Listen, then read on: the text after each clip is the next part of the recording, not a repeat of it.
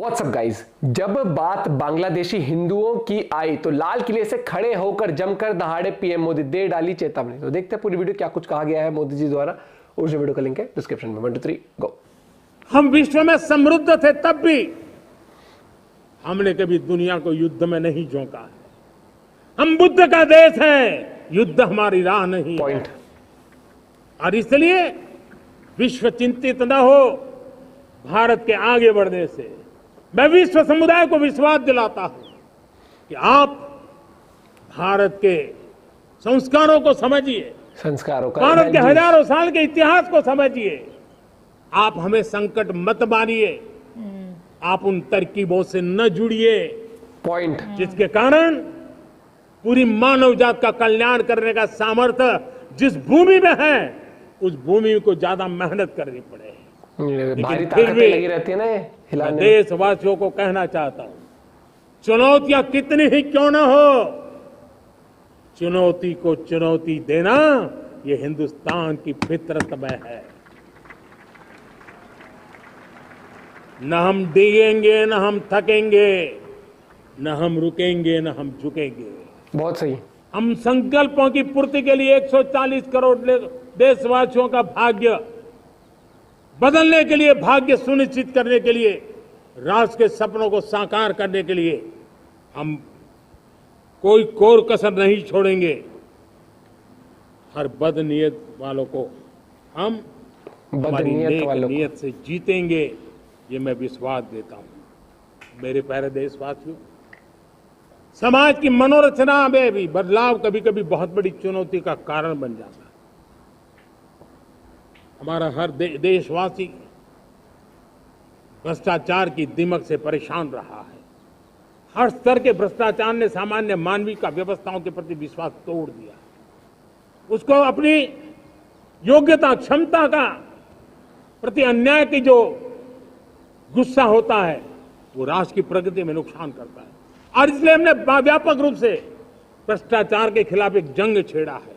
मैं जानता हूं इसकी कीमत मुझे चुकानी पड़ती है, मेरी प्रतिष्ठा को चुकानी पड़ती है, लेकिन राष्ट्र से बड़ी मेरी प्रतिष्ठा नहीं हो सकती है।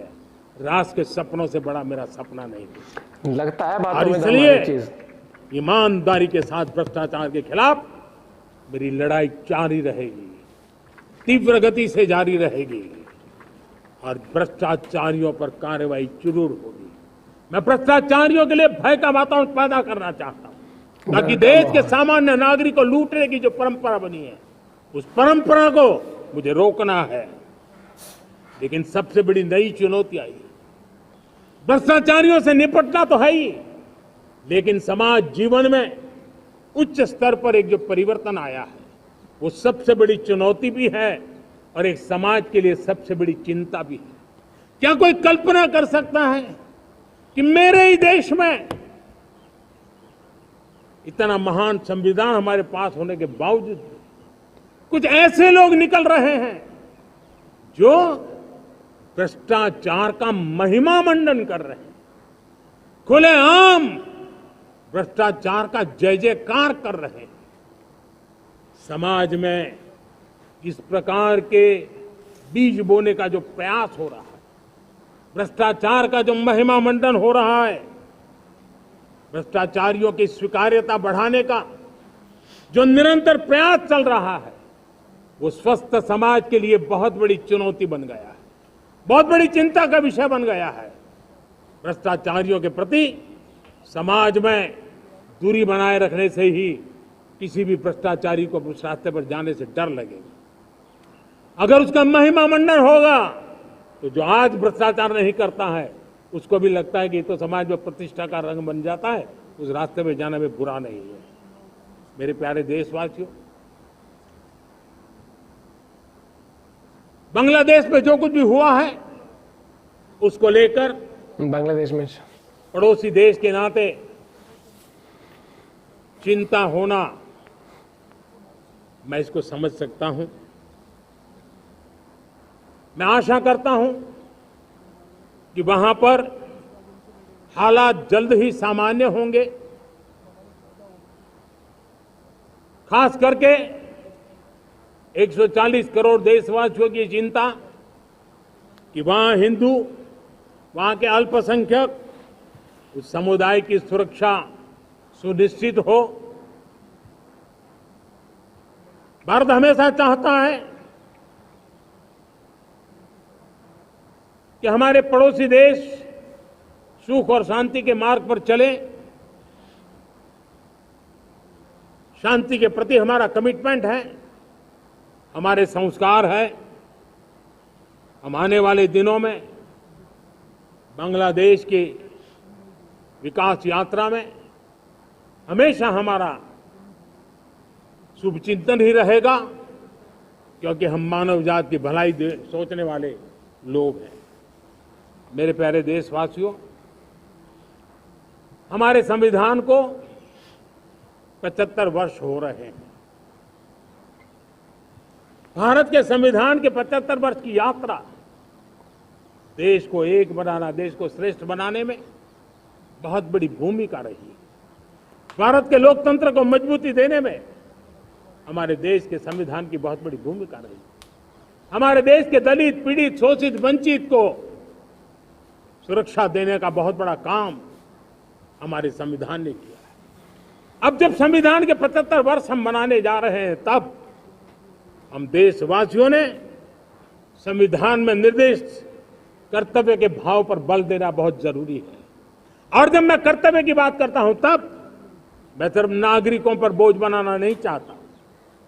कर्तव्य केंद्र सरकार के भी है, कर्तव्य केंद्र सरकार के हर मुलाजिम के भी है, कर्तव्य राज्य सरकारों के भी है, राज्य सरकार के हर मुलाजिम के है, कर्तव्य हर स्थानीय स्वराज संस्था के हैं, चाहे पंचायत हो, नगर पालिका हो, महानगर पालिका हो, तहसील हो, जिला हो, हर किसी के कर्तव्य है। लेकिन साथ साथ 140 करोड़ देशवासियों की कर्तव्य है। अगर हम सब मिल करके अपने कर्तव्यों का निर्वाह करेंगे तो हम अपने आप औरों के अधिकारों की रक्षा करने के लिए निमित्त बनेंगे। और जब कर्तव्य का पालन होता है, तब अधिकारों की रक्षा निहित होती है। उसके लिए कोई अलग से प्रयास करने की जरूरत नहीं पड़ जाती। मैं चाहता हूं कि हमारे इस भाव को लेकर के हम चलेंगे, हमारा लोकतंत्र भी मजबूत होगा, हमारा सामर्थ्य और बढ़ेगा और हम एक नई शक्ति के साथ आगे बढ़ेंगे। मेरे प्यारे देशवासियों, हमारे देश में सुप्रीम कोर्ट ने बार बार यूनिफॉर्म सिविल कोड को लेकर जो चर्चा की, अनेक बार आदेश दिए हैं, क्योंकि देश का एक बहुत बड़ा वर्ग मानता है और उसमें सच्चाई भी है कि जिस सिविल कोड को हम लेकर के जी रहे हैं, वो सिविल कोड सचमुच में तो एक प्रकार का कम्युनल सिविल कोड है, भेदभाव करने वाला सिविल कोड है। ऐसे सिविल कोड से जब संविधान के 75 वर्ष मना रहे हैं और संविधान की भावना भी जो हमें कहती है करने के लिए, देश की सुप्रीम कोर्ट भी हमें कहती है करने के लिए, और तब जो संविधान निर्माताओं का सपना था, यूसीसी के ऊपर भी बहुत जल्दी डिसीजन आएगा, हर एक चीज होगी। मैं बस आप लोगों से ये कहना चाहता हूं कि हम इंटरनली आज भी वीक कहीं ना कहीं, मैं कहूंगा हम लोग हो जाते हैं यार। हम लोग बट जाते हैं। हमें ये देख के चलना पड़ेगा कि आने वाला फ्यूचर ना जात पात का नहीं रह जाएगा, डिस्क्रिमिनेशन का नहीं रह जाएगा, भाईचारे का रहेगा। आपको मिलके चलना पड़ेगा। आगे आपको बढ़ना है तो आपको मिलकर ही बढ़ना पड़ेगा। वो यूनिटी आपको लानी पड़ेगी, वो देशभक्ति आपको रखनी पड़ेगी। ये देशभक्ति का ठेका सिर्फ फौजियों ने नहीं लिया हुआ है। देश को आगे बढ़ाने का ठेका सिर्फ सरकार ने ही नहीं लिया हुआ है। देश को आगे बढ़ाने का ठेका आप सबको लेना पड़ेगा। जब आप सब अपने काम बढ़िया तरीके से करोगे, आप छोटी छोटी चीजें होती है। मैं तो एक छोटा सा एग्जांपल देता हूँ। एक आपने कूड़ा भी कहीं चिप्स खा ली ना, वो चिप्स का पैकेट है, आइसक्रीम पैकेट भी रोड पे मत फेंको, उठा के डस्टबिन में फेंक दो। छोटे छोटे काम है, आप उतने उतने करते रहोगे ना, अपने अपने लेवल पर चीजें होंगी। जो जिस लेवल पर है, जो चीज है डे टू डे लाइफ से लेकर अपने ऑफिस लाइफ तक भी आपको करनी पड़ेंगी चीजें, ठीक है। और लेकिन कई बार क्या हो जाता है कि हमारे यहाँ पर ऐसा लगता है कौन देख रहा है, वो फिर वही चीज हमने कूड़ा फेंक दिया, दूसरे ने घपला कर दिया, किसी ने चोरी कर ली, किसी ने मर्डर कर दिया, किसी ने कुछ कर दिया। क्यों? देख तो कौन ही रहा है। और यही चीज है कि आपको सबसे पहले अपने आप से उस तरीके से लॉयल होना पड़ेगा, खुद से एक्सपेक्टेशंस रखनी पड़ेगी कि अगर आपको नेशन बिल्डिंग में हेल्प करनी है ना, तो आपको भी ग्राउंड लेवल पे कुछ ना कुछ करना पड़ेगा। वरना कूड़ा फेंक के साइड में है, कूड़ा पड़ा रहता है, कोई करता ही नहीं है कुछ, करप्शन चल रहा, कुछ करता नहीं। ऐसे कौन देख रहा है कर करके इतने से रैपर्स है ना, फिर वो बनता चला जाता है।